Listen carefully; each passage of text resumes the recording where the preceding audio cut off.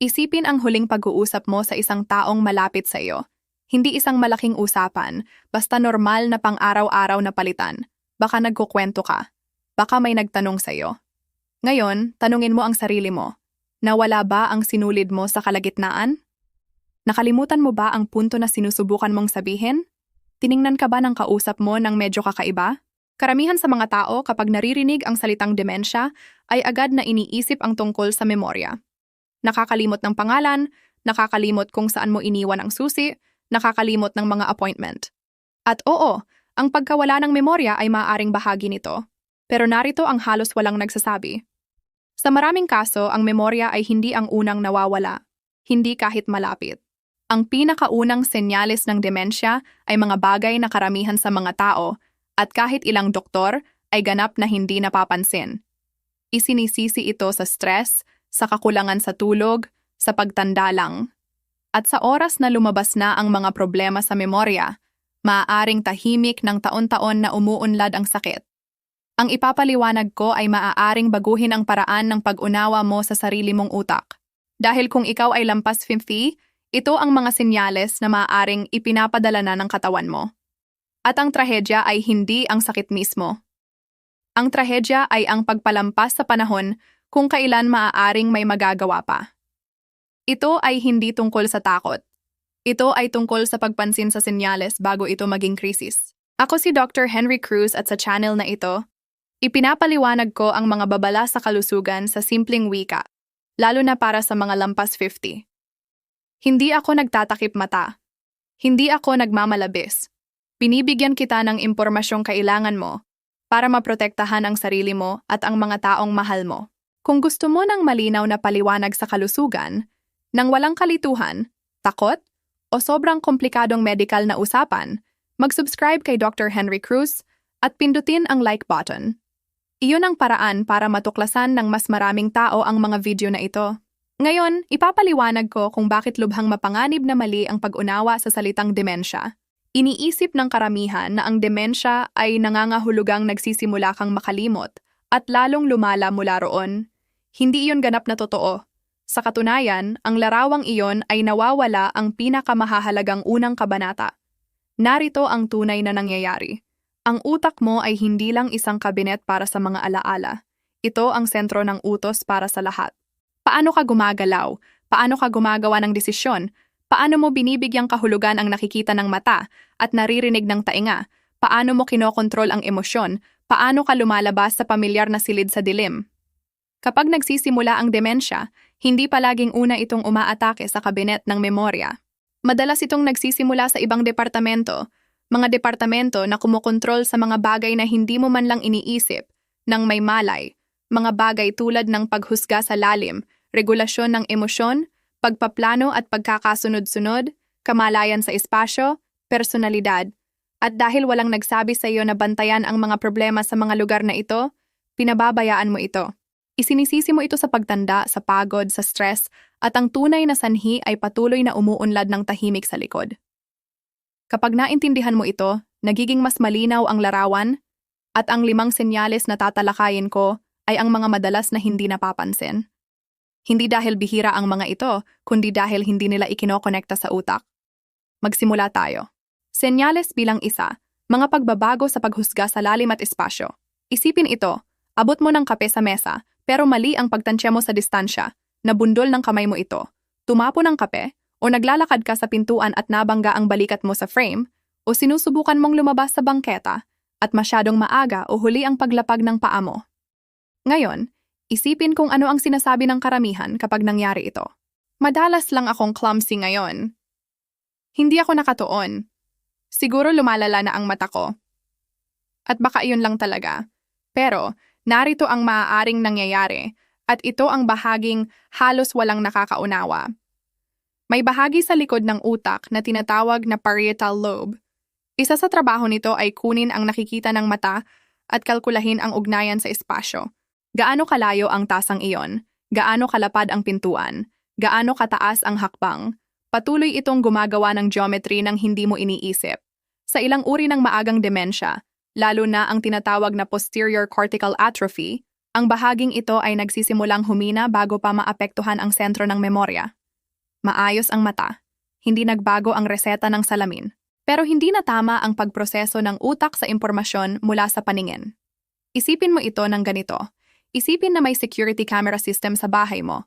Gumagana ng perpekto ang mga kamera, kristal na malinaw ang larawan, pero nagsisimulang mag-malfunction ang monitor sa control room. Bahagyang baluktot ang imahe. Mali ang dating distansya. Wala sa lugar ang mga gilid. Hindi ang kamera ang problema, ang screen. Iyon ang maaaring mangyari sa utak. Nakukuha ng mata ang imahe, pero mali ang pag-unawa ng utak. Kaya nahihirapan ang ilan sa hagdan, hindi dahil mahina ang binti, kundi mali ang pagtansya sa taas ng hakbang. Kaya bigla na lang nahihirapan ang ilan na iparada ang sasakyan na ginagamit nila sa loob ng taon. Kaya nahihirapan bigla ang pagbuhos ng tubig sa baso. At dahil walang nagsabi sa kanila na bantayan ito, iniisip nila na pagtanda lang. Pupunta sila sa doktor ng mata. Sabi ng doktor maayos ang reseta. At hindi napapansin ang tunay na issue. Kung ikaw o isang malapit sa iyo ay paulit-ulit na nahihirapan sa pagtansya ng distansya, madalas nababangga, nahihirapan sa hagdan o bangketa, o mali ang pagtansya sa posisyon ng mga bagay sa espasyo, dapat banggitin sa doktor. Hindi para magpanik, kundi para masuri. Pagkatapos ng 50, natural na bahagyang bumagal ang kakayahan ng utak sa espasyo, pero kapag nakakaapekto na ito sa pang-araw-araw na gawain, kapag naging pattern na at hindi lang isang beses, iyon ay ibang sitwasyon na. Ngayon, sapat na subtle ang senyales na iyon, pero mas madaling palampasin pa ang susunod dahil karamihan ay isinisisi ito sa ganap na ibang bagay. Senyales bilang 2, mga pagbabago sa personalidad at mood na bigla na lang lumilitaw. Narito ang senaryo na paulit-ulit kong naririnig. Sabi ng asawa, dati ay sobrang pasensya niya. Ngayon, napuputok siya sa wala. O sabi ng anak na babae, dati ay mainit at sosyal si nanay. Ngayon, nakaupo lang siya sa sulok sa hapunan ng pamilya at halos walang sinasabi. Mukhang inis siya na nandito pa kami. O may napapansin na ang dating maingat sa pera ay biglang gumagawa ng impulsive na pagbili. Kakaibang binili, mga bagay na hindi niya kailangan at hindi niya bibilhin noon. Ano ang iniisip ng karamihan? Grumpy na lang siya sa pagtanda. Siguro depressed siya, baka side effect ng gamot. At lahat iyon ay makatuwirang hula. Totoo ang depression. Totoo ang epekto ng gamot. Pero narito ang bahaging hindi napapansin. Ang frontal lobe ng utak ang responsable sa tinatawag ng mga doktor na executive function. Kasama rito ang pagkontrol sa impulse, pag-uugali sa lipunan, regulasyon ng emosyon, paghusga at personalidad. Ito ang nagpapahintulot sa iyo na pigilan ang sarili bago magsalita ng bastos. Ito ang nagbibigay daan para basahin ang sitwasyon sa lipunan at tumugon ng naaayon. Ito ang gumagawa sa iyo na ikaw. Sa uri ng demensya na tinatawag na frontotemporal dementia, nagsisimulang lumala ang frontal lobe. At ang katangian nito ay maaaring manatiling buo ang memorya sa mahabang panahon. Maaari pa ring matandaan ng tao ang mga pangalan, petsa at pangyayari. Pero nagbabago ang personalidad, nagbabago ang pag-uugali, nagiging flat o hindi naaayon o sobra ang emosyonal na tugon. Isipin ang frontal lobe bilang manager ng pabrika. Nagsisipasok pa rin ang mga manggagawa. Gumagana pa rin ang mga makina.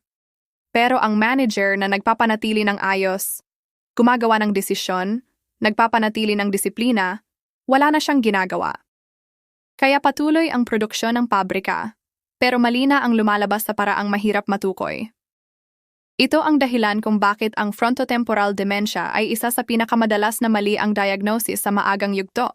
Iniisip itong depression, anxiety, midlife crisis, problema sa pag-aasawa, nag-aaway ang pamilya, nasisira ang relasyon, at habang lahat iyon, umuunlad ang sakit.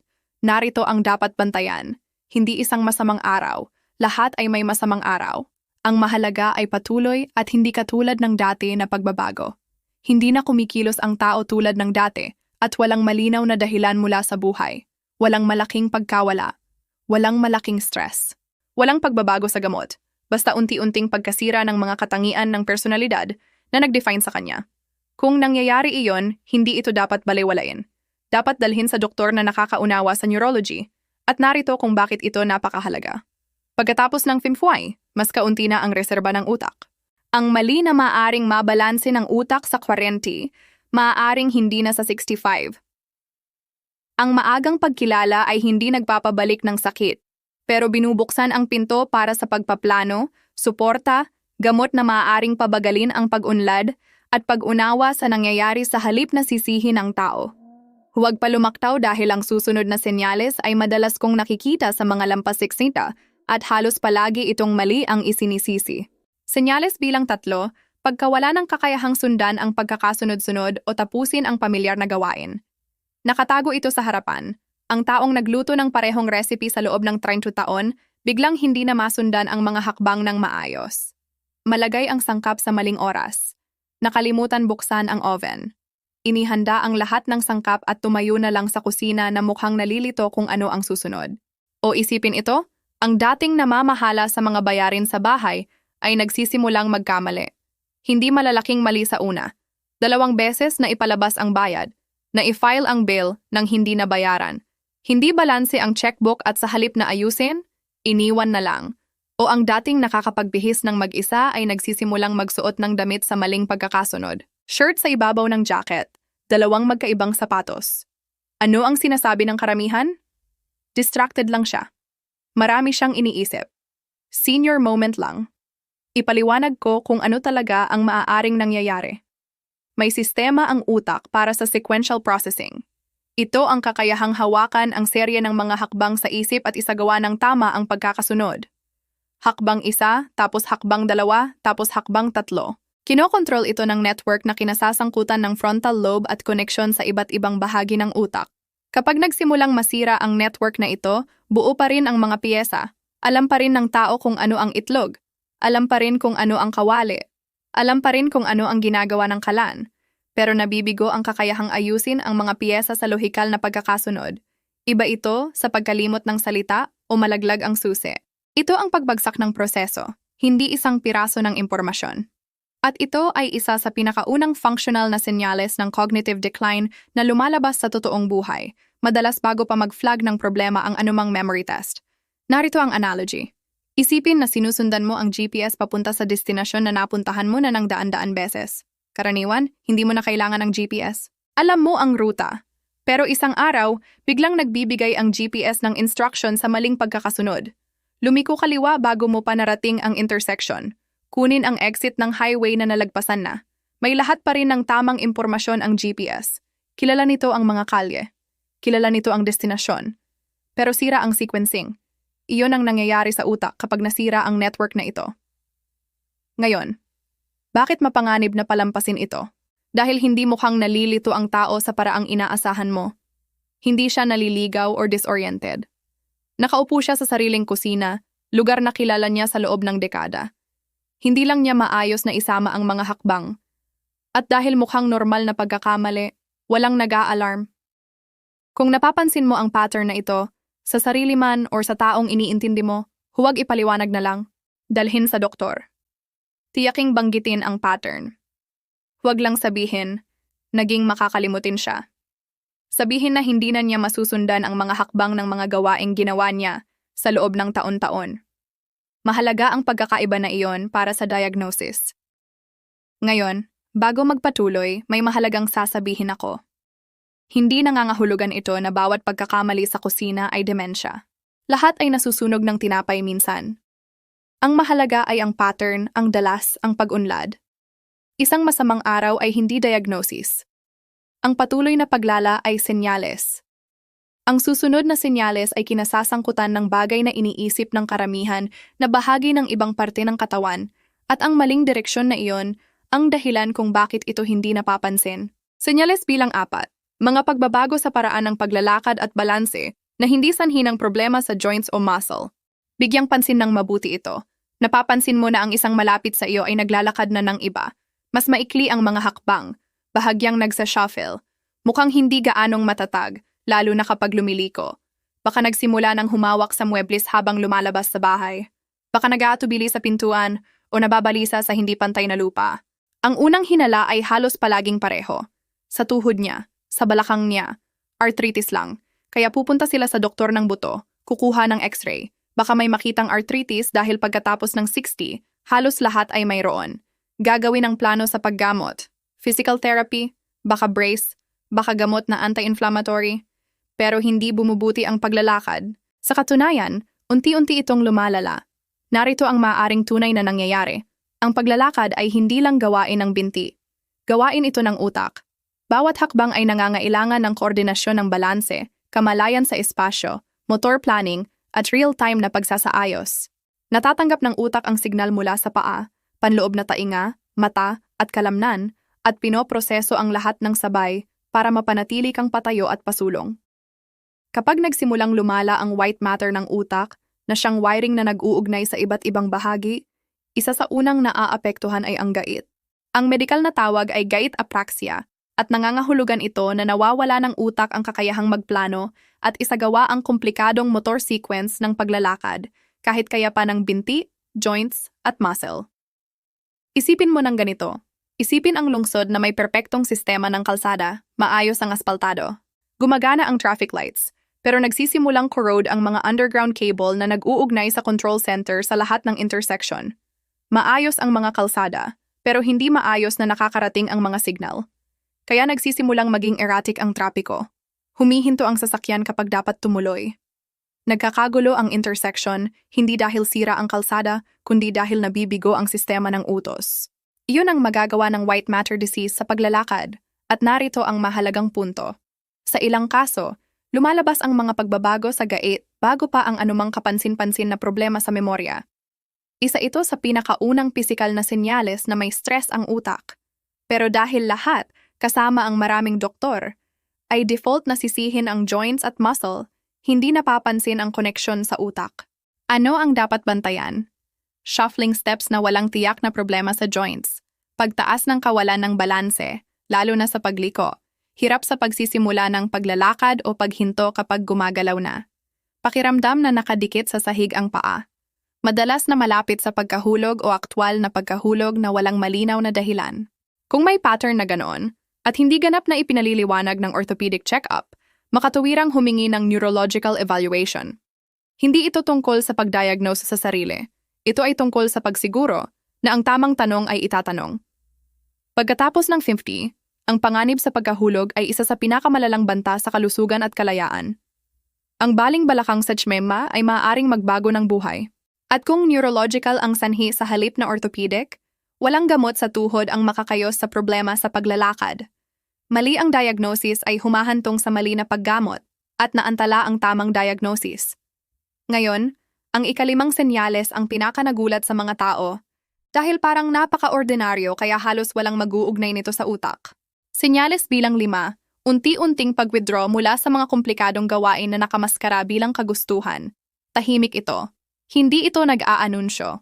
At maaaring ito ang pinakamahalagang senyales sa buong listahan. Narito ang itsura nito. Ang taong dating mahilig maglaro ng baraha sa mga kaibigan ay tumigil na. Kapag tinanong kung bakit, sasabihin, wala na akong ganang gawin. Ang dating namamahala sa pananalapi ng pamilya sa loob ng dekada ay biglang ibinigay na lang. Ikaw na ang bahala, pagod na akong makipag-usap dito. Ang dating laging nagpaplano ng handaan at nagko-koordina ng family events ay tumigil na. Hindi bigla, unti-unti. Bumabalik siya, ipinapaubaya sa iba. Mukhang relieved na hindi na siya responsable. At iniisip ng pamilya, nagpapahinga na lang siya. O karapat-dapat na siyang mag-relax. O hindi naman talaga niya gusto iyon noon. Pero narito ang maaaring tunay na nangyayari.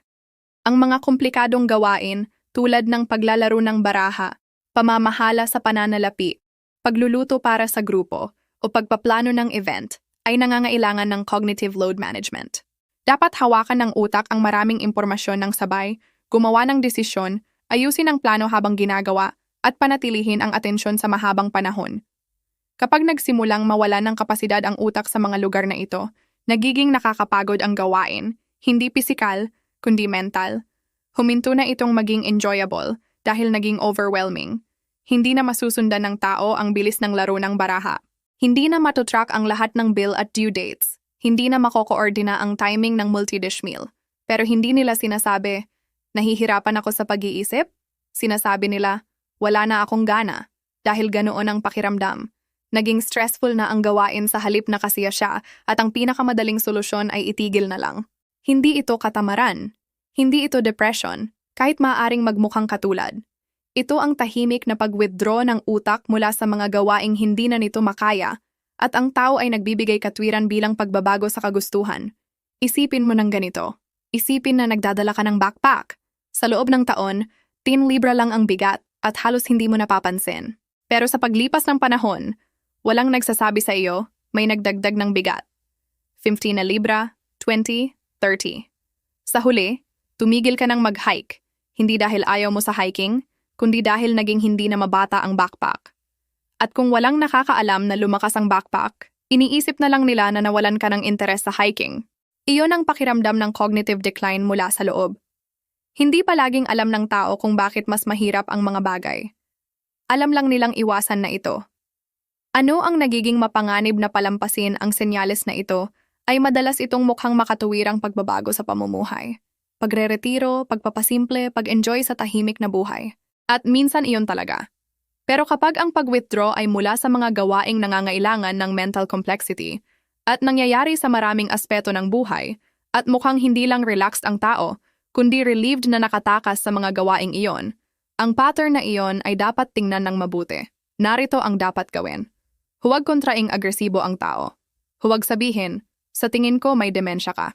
Sa halip, pansinin ang pattern, isulat ito, subaybayan, at kapag nagsalita sa doktor, ilarawan ang tiyak na pagbabago. Tumigil siyang mamahala sa pananalapi pagkatapos ng 40 taon. Hindi na siya naglalaro ng chess, na ginagawa niya linggo-linggo. Iwasan niya ang pag-host ng hapunan kahit laging mahal niya ito. Ang mga detalyeng iyon ay nagbibigay sa doktor ng konkretong bagay na susuriin, at maaaring humantong ito sa cognitive testing na makakakita ng problema ng maaga, kung kailan pinakamalaki ang maitutulong ng intervention. Ngayon, pagsamahin natin lahat ito. Dahil ang inilarawan ko ay hindi checklist para mag-diagnose sa sarili o sa iba. Ito ay mapa ng mga senyales na nilalampasan ng karamihan ng hindi alam ang kahulugan. Ang dahilan kung bakit hindi napapansin ang mga senyales na ito ay simple.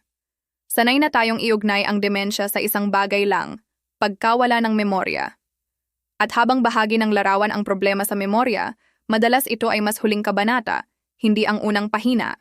Ang unang mga kabanata ay mukhang clumsiness, pagbabago sa mood, pagkawala ng kakayahang magluto ng pamilyar na recipe, pagkakaiba sa paglalakad, tahimik na pag-urong mula sa mga bagay na dati nagpapasigla ng buhay. At dahil walang nag-uugnay nito sa utak, nawawalan ang mga pamilya ng buwan, kung minsan taon, ng panahon na maaaring gamitin para sa diagnosis, pagpaplano, paggamot na maaaring pabagalin ang sakit. Pagkatapos ng FMFE, bumababa ang reserba ng utak. Ang maliliit na pagbabago na hindi nakikita sa 40 ay maaaring magsimulang lumabas sa 60 na o 65. Hindi nangangahulugan na bawat pagbabago ay demensya. Nangangahulugan ito na bawat patuloy, walang paliwanag, at lumalalang pagbabago ay dapat suriin ng maayos. Narito ng eksakto ang dapat gawin pagkatapos panoorin ang video na ito. Una, isipin kung ikaw o isang taong iniintindi mo ay nagpakita ng alinman sa 5 senyales na ito. Hindi isang beses lang, kundi bilang paulit-ulit na pattern. Pangalawa, kung napansin mo ang pagbabago sa paghusga sa espasyo, personalidad, kakayahang sundan ng sequence, paraan ng paglalakad, o pag-withdraw mula sa komplikadong gawain, isulat ito.